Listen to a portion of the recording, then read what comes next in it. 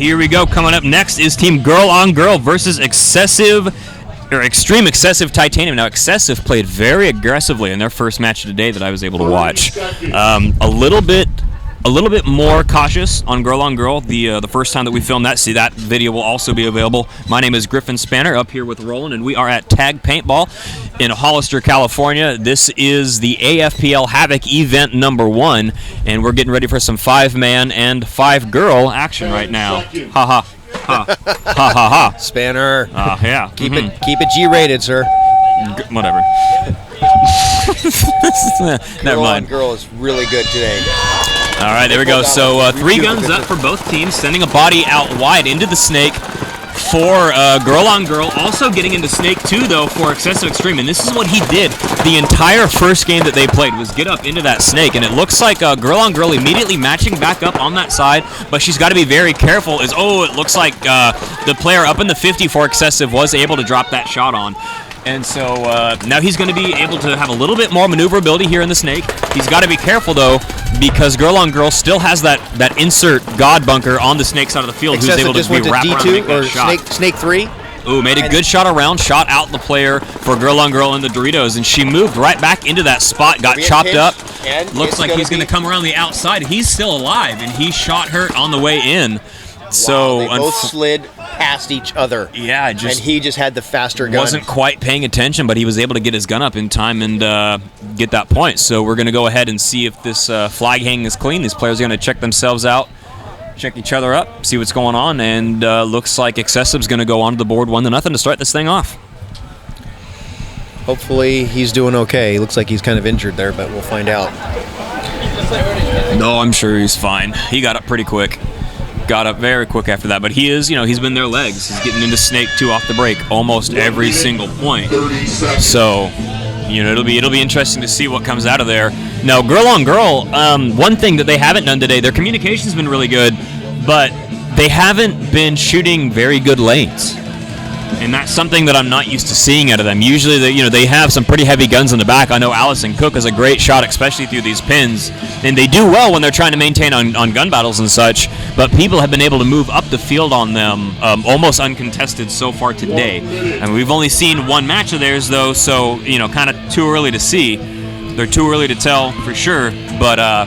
see if they can rebound and get their bearings and find out what they're missing out, because they really can take it, and I've seen them almost get flipped, but they one of their players pulled it out on the game we didn't see in televised against the Dorito side, and really just went from hunted to hunter momentarily. Well, that is paintball. Yeah, and that was, but it's just them being heads up, and their communication has always been a lot better than the teams that they're playing against. And so it's very unlikely to see them go down by, more than 1 point at a time. Obviously, you can only go down by 2. It is a race to 2. Excessive looks like called a timeout. Might be checking out that player. No, he's back out, just readjusting his pack, getting settled, trying to ice Grrl on Grrl a little bit, build the tension up. Coach is over there talking to him, making sure they know where their shots are off the break, letting them know where where their lanes need to be and where these Excessive players are running, because they can't, obviously they can't take another point like that. They've lost 1 game already. They only lost by 1 point though, so it was 2-1 when they played against Sick. But right now they're down 1-0 against Extreme Excessive. So I apologize. That timeout was for Grrl on Grrl. So they did call that to try to stop the momentum from Extreme and get a little bit more time to collect their bearings and whatnot. Referees seem to be doing a really good job out there, and good shout out to them. They've just been on fire today. But to see the camaraderie, the excitement that's going on right now, the synergy, it's just pretty amazing to watch this. Even people who are really don't talk a lot during the between games, they're really mixing it up and doing wonderfully. This is what I love about the sportsmanship and conduct of Northern California. I'm sure it's something else you've been around, and it's a lot of other places. Not everywhere. I was trying to be nice. Shh, I won't say anything. Not everywhere yet. Yeah, well, we'll just leave it at that. So that's what I love about NorCal. I will remind you, though, you're going to want to get a little bit closer to the mic. My bad. Yeah. He'll be able to boost you in post. All right, so Excessive here. Another, like I said, big move up into Snake 2, but Grrl on Grrl taking that opportunity to make it up into the 50 here. Looks like they were able to get a shot out on one of the players on the Dorito side for Excessive. So he's got to be really careful here, though, because this excessive player, he's just going to wrap in as soon as he can tuck in Allison and tuck in that back player there. He's going to start doing some real damage if they let him get up another knuckle. Looks like they were able to dig the player out of the 50 there for Grrl on Grrl, which is really not what they wanted to see happen. But they are doing well, locking things down. Allison still on communication, going back and forth. Stitched him. All right, let's see if his running and gunning was up to par, and it was not. So he ate that by, I think he had 2 or 3 guns on him at that point. That's not going to feel very good. All right, looks like Kelly's getting a little bit into it up here, trying to make sure the shot gets called on the 50. Bounced up, discovered the 50, and then had a teammate ghoster.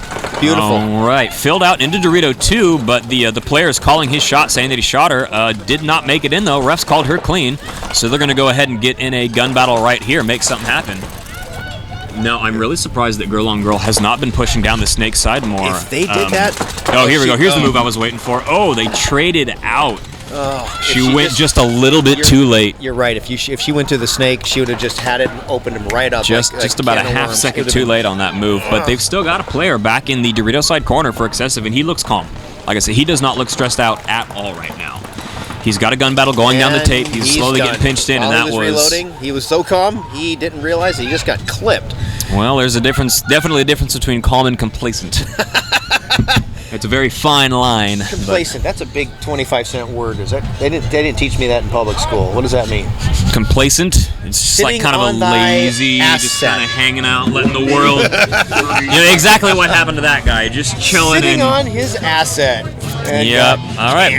Well, this is the same thing that happened last time. They lost their Grrl on Grrl lost their first point pretty badly. And in the second point, kind of counter punch, making things happen. But again, like their communication got out wide, had a couple gifts, and this guy went blowing down the snake side. It was a real gift for them that he didn't catch any bodies on that. What really impressed me is Grrl on Grrl, learned from the first time they met up with excessive, rebounded, and then tied it up. So it's 1-1 right now. The rubber game's coming. So it's, as you know, it's race to 2. And yeah, this is it. We still have almost 5 minutes left on the clock. 4 minutes, 45 seconds left. So they got plenty of time. They don't have to rush it right now. They can actually take it a little bit more methodical, a little bit more strategic. I don't know. I wouldn't do that if I were them right now. I think they really need to have an aggressive break and make something happen, because excessive has been winning the breakout every point. They're getting players up the middle into the more dominant spots. They're getting players further up into the snake. They just got lucky.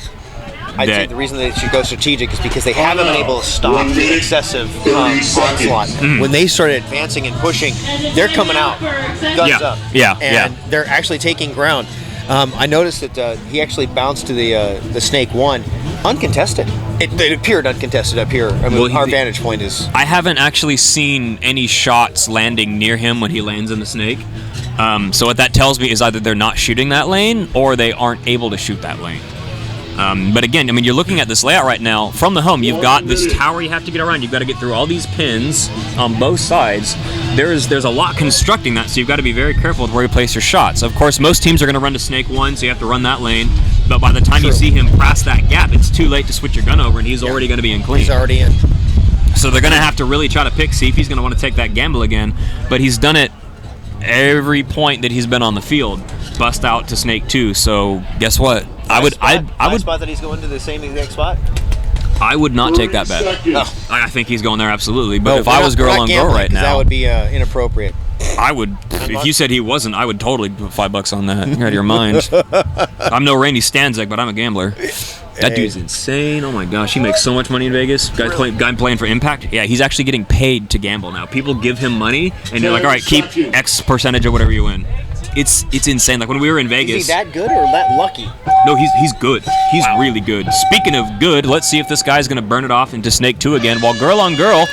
All right, looks like they only had one gun up going that direction. And you're right, there was no gunner. Poison situation at the 50. This is about to get really pretty. Oh, we've got a poison situation. 2 people at the 50. The first person to reach over. All right, but they did let that player get the snake. All right, moved it all the way up. Oh, clipped her. Got him right under the chin. Oh, he spun. Looks like he knew he got shot, pulled his gun down, got a major penalty on that. Yeah. He caught him off guard, and he dropped his gun and pulled the trigger, and that's a swing point. So Looks like Grrl on Grrl, unfortunately, losing that on a penalty. So excessive extreme. It looks like it's going to go ahead and take that 2-1. We're just waiting for final confirmation from everybody. And that was only like a 30-second. That was only a 30-second point. It wasn't that much, and everything happened at the 50 when. All right, there's the signal we were waiting for by the head of down here. So we're going to go ahead and log off for now, but make sure you. What was that? It was a major. He got shot under the jaw and then dropped his gun and tried to shoot at him. I mean, he had his gun pointed that way when he came around. He dropped it. I mean, we'll be able to see that back on the replays when the video gets posted up. Obviously, I'm not a ref, luckily. Hard job. I don't like getting shot at. I'm here protected by our fancy netting here. Anyways, going to go ahead and sign off for now. Again, Griffin Spanner here from AFPL, and we are at Tag Paintball. Make sure to like, share, and subscribe all the AFPL matches, and stay tuned for the Red Zone format, which will also be available on this channel. This is HAVOC event number 1. We will catch you on the flip side. I can't stand on the shit.